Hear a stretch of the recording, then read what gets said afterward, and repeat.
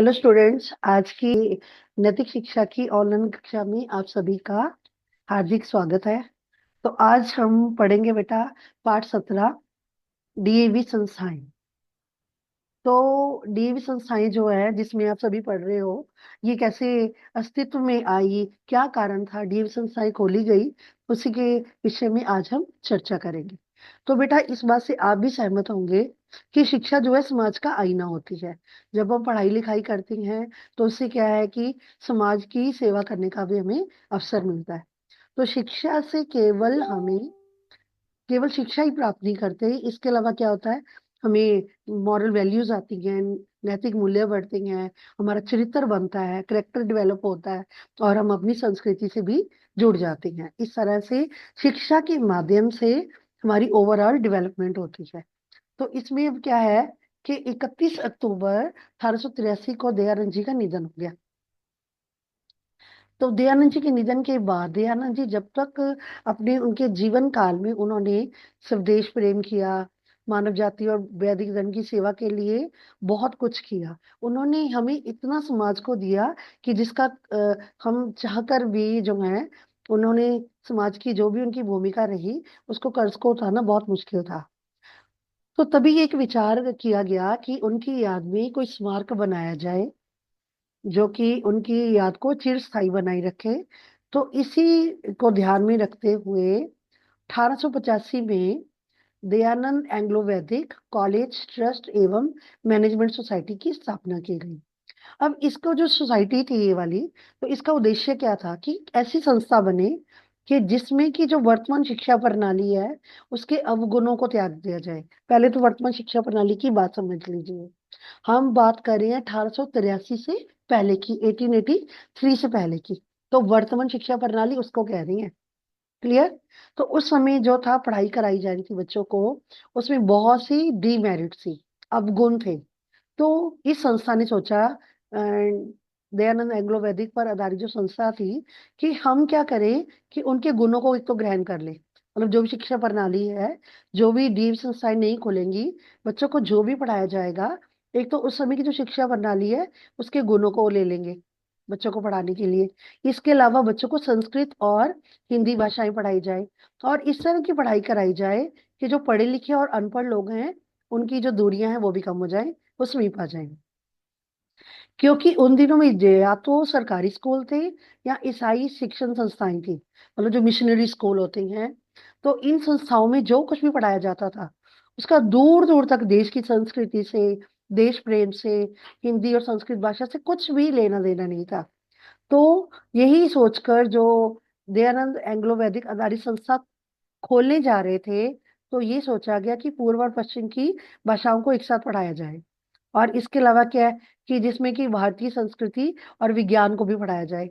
तो इसी को ध्यान में रखते हुए दयानंद एंग्लो वैदिक नामक संस्था जो थी, आगे देखिए, इसके ध्यान में रखते हुए क्या थे, जो मैंने जैसे आपको बताया कि उसका उद्देश्य क्या था, जो अपने पीछे पड़ा उसी को ही आपने पेपर में अगर आपको आ जाता है कि डिविजन साइन खोलने का उद्देश्य क्या था, ये देखिए क्वाइट इजी। एक तो हिंदी भाषा को पढ़ाना है, ठीक है। उसके बाद है वैदिक संस्कृति और संस्कृत भाषा को पढ़ाना है। वैदिक संस्कृति का मतलब है आप डीएवी की जिस भी संस्था से जुड़े हुए हैं वहां पर आपको हवन कराया जाता है, समय समय पर क्या है वहां पे किसी भी सोर्स पर्सन को बुलाया जाता है जो कि आपको वेदों पर आधारित ज्ञान जो है आपकी उसमें आपकी विषय जो ज्ञान है उसको बढ़ोतरी करते हैं। इसके अलावा क्या है, अंग्रेजी और विज्ञान की शिक्षा का पूर्ण प्रबंध हो। और शिल्प द्वारा व्यवसाय की शिक्षा। शिल्प क्या होता है बेटा? Art and craft. तो कुल मिलाकर अगर आपको ये प्रश्न आ जाता है कि डीएवी संस्थाएं खोलने का क्या उद्देश्य था, एक तो आपने ये हिंदी और संस्कृत भाषा को पढ़ाना है, वैदिक संस्कृति की बच्चों को जानकारी देनी है, अंग्रेजी और विज्ञान की शिक्षा देनी है, और शिल्प द्वारा व्यवसाय की शिक्षा। शिल्प होता है आर्ट एंड क्राफ्ट, मतलब कि आजकल आपको पता है कि स्किल बेस्ड जो है उसी पढ़ाई की वैल्यू है। तो ये चीजें आपने ध्यान में रखनी है। हिंदी और संस्कृति पढ़ानी है, संस्कृत भाषा, वैदिक संस्कृति को पढ़ाना है, अंग्रेजी और विज्ञान पढ़ाना है, और बच्चों को ऐसी शिक्षा देनी है कि जो कि उनको आगे जाके अपने किसी भी व्यवसाय को, मतलब जो भी काम शुरू करते हैं उसमें उनको मदद मिल सके।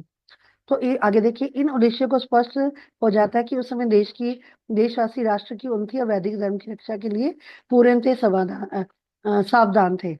तो इस तरह यही ऊपर जो विषय है, हिंदी, संस्कृत और वैदिक संस्कृति, अंग्रेजी, विज्ञान, शिल्प व्यवसाय की शिक्षा, आर्य नेताओं ने इसी को ध्यान में रखते हुए ये जो थी इसी उद्देश्यों को ध्यान में रखते हुए डीव संस्थाएं खोलने का के विषय में सोचा। आगे देखो, अब क्या था, ये जो संस्थाएं थी उसके उन्होंने क्या है कि तीन बातों का उन्होंने ध्यान रखा। आत्मनिर्भरता। आत्मनिर्भरता क्या होती है? सेल्फ डिपेंडेंट, मतलब कि ये जो डीव संस्थाएं हैं ये बिना किसी सरकारी गैर सरकारी मदद के अपने ही पैरों पर स्वयं, लोगों ने जो अपनी इच्छा से स्वेच्छा से दान किया उसी पर दान को लेकर ये संस्थाएं जो है आज बढ़ फूल रही हैं। तो दूसरा देखिए, स्वार्थ त्याग। मतलब कि कुछ भी अगर करना है जिंदगी में, हम समाज के लिए कुछ करना चाहते हैं, तो उसके लिए हमें क्या है, सैक्रिफाइस करना पड़ता है, त्याग करना पड़ता है। तीसरा क्या, मित व्ययता, में कम खर्च में ऊंचा लक्ष्य प्राप्त करना, मतलब खर्च कम हो लेकिन उससे बहुत बड़े बड़े अपने लक्ष्य की पूर्ति करें। अब ये जो तीन बातें हैं, शिक्षण संस्थान की इन बातों को ध्यान में रख के की गई। ये देखिए, ये भी आपको प्रश्न आ जाता है। आत्मनिर्भरता, आत्मनिर्भरता जो पॉइंट है इसमें आप बच्चों ने क्या लिख देना, ये तीनों पॉइंट देख लीजिए। आत्मनिर्भरता क्या है कि ये संस्थाएं जो हैं बिना किसी सरकारी गैर सरकारी दान के या मदद के स्वावलंबी, स्वावलंबी होता है कि अपने पैरों पर स्वयं खड़ी हुई हैं। तो ये देखो प्रश्न, पहले तो मैंने आपको पहले बताया, जो पहले पिछले पेज पे हमने किया कि 1885 में क्या था कि 1885 में दयानंद एंग्लो वैदिक college trust and management society की स्थापना की गई। अब ध्यान से देख लो, 1886 में, 85 में कॉलेज खुल गया, मैनेजिंग कमेटी खुल गई। 86 में लाहौर में पहला डीएवी स्कूल और कॉलेज खोला गया। ये आप देख सकते हो, ये सब जगह लिखा होता है कि when DAV institution were established. ये आपकी बुक्स के ऊपर, नोटबुक्स के कवर पेज के ऊपर, आपकी बेल्ट के ऊपर, आपकी टाई के ऊपर, ये सब जगह लिखा होता है। इवन कि आपके आंसर शीट के ऊपर भी लिखा होता है, एस्टेब्लिश्ड इन 1886। तो स्कूल कॉलेज कब खुला? 1886 में, बिना किसी मदद के। और ये जो है पूरी तरह से आत्मनिर्भर है। तो ये जो पॉइंट है इसमें आपने इलेबोरेट कैसे कर देना है कि ये संस्थाएं बिना किसी सरकारी गैर सरकारी मदद के खोली हैं। और क्या है कि पहला स्कूल कॉलेज जो था वो लाहौर में खोला गया। कब खोला गया? 1886 में। और ये जो है सेल्फ डिपेंडेंट है, आत्मनिर्भर है। इस पॉइंट को सही इलेबोरेट करेंगे। उसके बाद को स्वार्थ त्याग क्या है, कि ये जो स्वार्थ त्याग था कि बहुत से इसके जो थे इसमें जो भी उस समय के बुद्धिजीवी थे या महान विभूतियां थी, जैसे देखिए ये भी आपने करना है कि उस समय कौन कौन से महाअनुभव थे। ये देखिए, बख्शी राम रतन, प्रिंसिपल मिहिरचंद महाजन। तो ये मिहिरचंद महाजन जी के बारे में आपने, आपका पूरा लेसन भी है। पंडित राजा राम, ये तो थे इसके, इन्होंने डीवी संस्थाई कॉलेज में महत्वपूर्ण योगदान दिया। इसके अलावा महात्मा हंसराज जी, ये प्रश्न आपने पहले भी राष्ट्रीय गीत जो था उसमें भी बताया गया था। डीवी संस्थाएं जब खोल दी, महात्मा हंसराज जी ने बिना किसी वेतन के 75 मासिक पर, और उसके बाद बिना वेतन के ही इन संस्थाओं में प्राचार्य के रूप में काम किया। तो ये जो आपका स्वार्थ त्याग का पॉइंट है, इसमें आप क्या लिख सकते हो कि उनमें त्याग की भावना कूट कूट कर भरी हुई थी। तो इसके जो भी सदस्य थे उन्होंने के 75 मासिक, मासिक मतलब मंथली, तो या बिना वेतन के इस संस्थाओं की सेवा की। तो महात्मा हंसराज जी के बारे में लिख देंगे आप। और ये कौन कौन सी, ये आपको पूछ लेते हैं कि महाअनुभवों के बारे में लिखिए। ये देखिए मेहरचंद महाजन जी के बारे में आपको पता है। और ये देखिए बख्शी रामरतन जी और राजा राम जी, ये हैं जो उस समय के आर्य जगत से जुड़े हुए थे। तो ये जो संस्थाएं हैं जनता द्वारा दिए गए दान से बिना किसी फिजूल खर्च के अस्तित्व इनका जो था और उसके बाद यार बढ़ फूल रही है। ये स्वार्थ त्याग हो गया। उसके बाद क्या, ये देखो मितव्यय व्यय था कि अपने इन्हीं गुणों के कारण ये डीएवी संस्थाएं जो है परंपरा, ये मितव्ययिता का आ गया ना कि कम खर्च में ये संस्थाएं जो है लोगों के दिए दान द्वारा जो है आज समाज में एक महत्वपूर्ण भूमिका निभा रही है। आत्मनिर्भरता में बता देना है, सरकारी और गैर सरकारी मदद के बिना अपने पैरों पे खड़ी हुई लोगों के दिए गए दान के माध्यम से। स्वार्थ त्याग में कर देना है कि त्याग की भावना कूट कूट कर भरी हुई है। इसमें आपने याद रखना है बख्शी रामरतन जी, मेहरचंद जी, राजा राम जी, और खासकर शिरोमणि महात्मा हंसराज जी, जो कि बिना वेतन के डीएवी संस्थाओं के साथ प्राचार्य के रूप में जुड़े रहे। और कम खर्च में ये संस्थाएं जो है लोगों के दिए दान के से आज बनी हुई है। और इन्हीं गुणों के कारण डीएवी संस्थाएं जो है वैदिक शिक्षा के साथ साथ आधुनिक शिक्षा में भी महत्वपूर्ण भूमिका निभा रही है। आगे देखिए। अब इसमें आगे है बेटा आपका कि डीएवी जो संस्थाएं हैं, अब आजकल ये है 900 के करीब। आप जिस भी डीएवी संस्था से जुड़े हुए हैं वहां पे आपको कंप्यूटर लैब मिल जाती है, इंटरनेट से जुड़ी होती हैं। उसके अलावा है कि इनका करोड़ों में बजट जाता है, क्योंकि तो ये शिक्षण संस्थाएं जो पूरी तरह से मॉडर्नाइज है। इसमें प्राथमिक क्या होता है, प्राइमरी क्लास 5 तक जो कक्षाएं हैं, माध्यमिक होता है 8वीं, उसके बाद 10वीं, उसके बाद 12वीं। ये वाली विद्यालय, सॉरी, एक मिनट देखो बेटा, रुकिएगा। तो ये देखिए कि ये जो संस्थाएं हैं, यहाँ पर प्राथमिक होता है, प्राइमरी, ये आपकी हो गया मिडल, मिडल हो गया 8वीं तक आपकी जो कक्षा है माध्यमिक शिक्षा ले रहे हो। फिर ये उच्च और उच्चतर विद्यालय है। इसके अलावा डीएवी क्या है, आप देखिए, कला और विज्ञान के कॉलेज खुले हुए हैं, टेक्नोलॉजी से जुड़े हुए खुले हैं, आयुर्वेद के खुले हुए हैं, फार्मेसी से जुड़े हुए हैं, नैतिक शिक्षण संस्थान है। ये मतलब डीएवी संस्थाएं इतना कुछ समाज के लिए कर रही हैं। इसके अलावा क्या बचे कि भारतीय संस्कृति का प्रचार कर रही हैं, वैदिक जानकारी बच्चों को दे रही हैं, आधुनिकता से जुड़ी हुई हैं। और इसके अलावा आप देख सकते हो कि आपके हर स्कूल में धर्म शिक्षक होते हैं। धर्म शिक्षक जो आपके ये नैतिक शिक्षा पढ़ाती हैं। ये जे शाला आपको मिल जाती है, और इस तरह ये भारतीय संस्कृति की जड़ों को मजबूत करती हैं। इसके अलावा क्या है कि आज जो है, आज भौतिकवादी युग है। भौतिकवादी युग क्या होता है, मेटेरियलिस्टिक, ठीक है। आज पैसा पैसा सारी दुनिया कर रही है। तो क्या है, तो आज की जो युवा पीढ़ी है, यंग जनरेशन है, वो वेस्टर्नाइज हो रही है। मतलब बच्चे जो हैं अपनी संस्कृति को भूलते जा रही हैं और पश्चिमी सभ्यता को अपना रही हैं। लेकिन ये भी संस्थाएं जो हैं वो भारतीय संस्कृति से बच्चों को कैसे जोड़ रही हैं, बच्चों को क्या है इस उद्देश्य के लिए बच्चों को वैदिक ज्ञान दे दिया, यज्ञशाला खुल गई, बच्चों को नैतिक मूल्य दे दिए।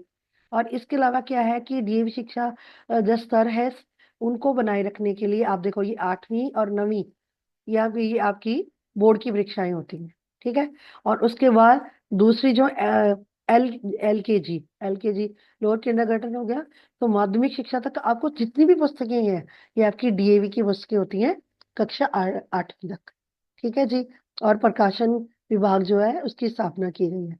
मतलब आपकी 8वीं तक जो है जितनी भी पुस्तकें हैं केजी से लेकर, वो सबकी सब जो है डीएवी से प्रकाशन के अंतर्गत जुड़ी होती हैं। इस तरह ये पूर्णतः जो है क्या करती हैं, सर्वांगीण विकास करती हैं, और ये पूरी तरह बच्चे के विकास में महत्वपूर्ण भूमिका निभाती हैं। इज इट क्लियर, एक बार फिर से बता देती हैं। इस समय 900 से ज्यादा बेटा शिक्षण संस्थाएं हैं, जहाँ पे हर स्कूल कॉलेज में बच्चों को कंप्यूटर की शिक्षा दी जाती है जो इंटरनेट से लैस है। इसके अलावा क्या है, धर्म शिक्षक होते हैं, यज्ञशाला है, ये प्राइमरी सेकेंडरी माध्यमिक ये विद्यालय खुले हुए हैं। इसके अलावा क्या है, टेक्निक से जुड़े हुए टेक्निकल कॉलेजेस हैं, आयुर्वेद के कॉलेज है, फार्मेसी की हैं, मॉरल वैल्यूज दी जा रही है बच्चों को, भारतीय संस्कृति से जोड़ा जा रहा है। और ये शिक्षा संस्थाएं जो है किसी सरकारी गैर सरकारी मदद के बिना बढ़ फूल रही हैं। आज का जो मटेरियलिज्म, भौतिक पैसे के युग में, मटेरियलिज्म भौतिकवादी युग है, वहाँ पे बच्चे जो हैं वेस्टर्न की कल्चर की ओर बढ़ रही हैं। लेकिन डीएवी संस्थाएं बच्चों को पढ़ाई के हिसाब से नैतिक मूल्य भी दे रही हैं, वेदों से जोड़ रही हैं, ताकि बच्चे जो अपनी संस्कृति से जुड़े रहें। और इसके अलावा आपकी 8वीं और 9वीं कक्षा में परीक्षा लेने के लिए एजुकेशन बोर्ड बनाया गया है। और क्या है, ये आपको सभ्य बनाती हैं, आपको सुसंस्कृत बनाती हैं, मतलब आपको संस्कृति से जोड़ती हैं। और पूरे विकास में डीएवी संस्थाएं आपकी महत्वपूर्ण भूमिका निभा रही हैं। तो ये तो था बेटा आपका पाठ, जिसमें कि आप बच्चों को डीएवी संस्थाओं के बारे में और जानकारी मिल गई होगी। एक बार संक्षेप में फिर से बता देती हैं कि 1883 में दयानंद जी का जब निधन हुआ, तो 1885 में जो था मैनेजिंग कमेटी की स्थापना की गई। 1886 में स्कूल कॉलेज खुले, और जहाँ पे बच्चों को क्या था कि हिंदी भाषा, संस्कृत भाषा, वैदिक शिक्षा, और क्या था, विज्ञान, अंग्रेजी की शिक्षा दी गई। और इसके अलावा क्या था, ये संस्थाएं जो है आत्मनिर्भर हैं, स्वार्थ त्याग इन्होंने किया हुआ है, और कम खर्च में जो है अपने पैरों पर स्वयं खड़ी हुई हैं। चलो बेटा, अब आगे देखते हैं इसके प्रश्न उत्तर। अब देखो, डीएवी संस्था की खोलने की क्या कारण थे, क्या भावना थी। जैसा मैंने आपको पहले भी बता दिया, 31 अक्टूबर 1883 को, 31 अक्टूबर 1883 को दयानंद जी का निधन हो गया। और उन्होंने जीवन भर देश के लिए, मानव जाति के लिए, वैदिक धर्म के लिए बहुत कुछ किया। तो उनका उन्होंने समाज के लिए जो कुछ भी किया, उस ऋण को चुकाने के लिए उनके नाम पर डीएवी संस्थाएं जो थी, सबसे पहले 1885 में दयानंद एंग्लो वैदिक डीएवी कॉलेज एवं ट्रस्ट मैनेजमेंट सोसाइटी की स्थापना की गई। तो जिसका उद्देश्य क्या था कि उस समय, मतलब 1883 से पहले जो शिक्षा दी जा रही थी, उसके अवगुणों को, मतलब जो डीमेरिट्स थी, उनको त्याग कर केवल उसके अच्छे गुणों पर आधारित बच्चों को शिक्षा दी जाए। अब देखो, डीएवी शिक्षण संस्थान की स्थापना के पीछे आर्य विद्याओं ने किन तीन बातों की और प्रारंभ से ही रही उनकी वो बातें, इनकी पूर्ति कैसे हुई। देखो, सबसे पहले मैंने बता दिया, आत्मनिर्भर। डीएवी संस्थाएं जो आत्मनिर्भर है, बिना किसी सरकारी गैर सरकारी मदद के, लोगों के दिए गए दान की सहायता से ये संस्थाएं अपने पैरों पर खड़ी हुई हैं। स्वार्थ त्याग क्या है कि इसमें त्याग की भावना भरी हुई है, जिसमें कि क्या है, महात्मा हंस राज जी ने बिना वेतन के प्राचार्य के रूप में इनमें काम किया। मितव्ययिता क्या है कि कम खर्च में ये अपने उद्देश्य को लोगों की दिए गए दान की सहायता से संस्थाओं जो बनी है, उनसे अपने उद्देश्य की पूर्ति कर रही हैं। अगला प्रश्न देखो, महात्मा हंसराज के मन में जीवन दान की भावना कैसे पैदा हुई, कि मतलब जीवन भर जो है समाज की डीव संस्थाओं से जुड़कर वो देश की और समाज की सेवा करेंगे। देखो, जब डीव संस्थाएं बननी थी, उस समय धन की बहुत ज्यादा कमी थी। तो डीव संस्थाएं खोलने का विचार जो था, उनके विचार मन में आता, और फिर सोचते ही पैसा कैसे आएगा।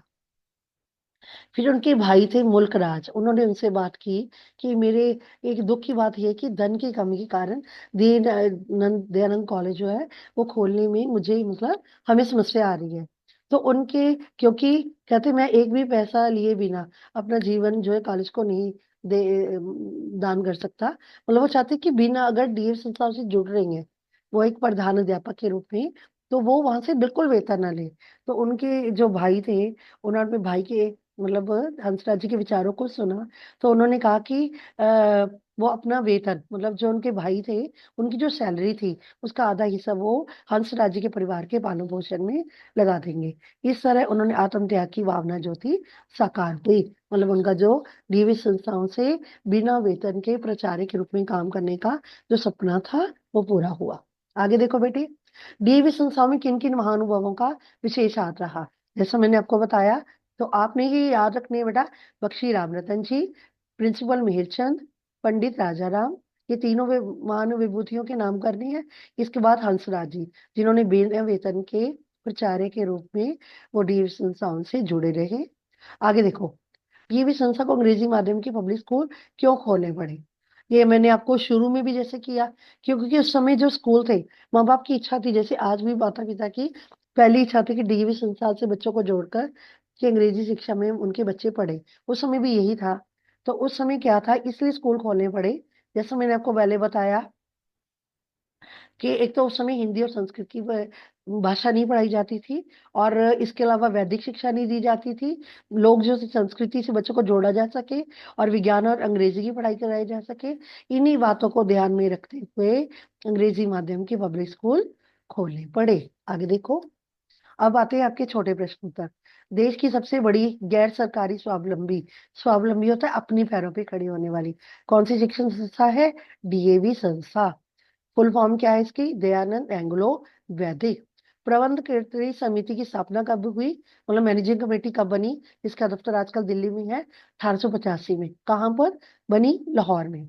डीवी की मुख्य उद्देश्य तीन कौन कौन से हैं, हिंदी पढ़ाना, संस्कृत भाषा पढ़ानी, वैदिक संस्कृति की जानकारी देनी, अंग्रेजी और विज्ञान पढ़ाना, और बच्चों को शिल्प द्वारा व्यवसाय की शिक्षा देना। आगे देखो, डीएवी संस्था भारतीय शिक्षा संस्कृति की रक्षक है, स्पष्ट करे। ये बेटा इसमें कुछ भी मुश्किल नहीं है। देखो कैसे रक्षक है, इसमें क्या है, धर्म शिक्षक आपके स्कूल में ही है, यज्ञशाला खुली हुई है, भारतीय संस्कृति से आपको जोड़ रही हैं। बच्चे जो हैं आजकल वो वेस्टर्न कल्चर की ओर बढ़ रही हैं, लेकिन जो है ये डीएवी संस्थाएं बच्चों को पढ़ाई के साथ साथ संस्कृति से जोड़ रही हैं, सनातन से जोड़ रही हैं, वैदिक धर्म का झंडा ऊंचा रखने में मदद कर रही हैं।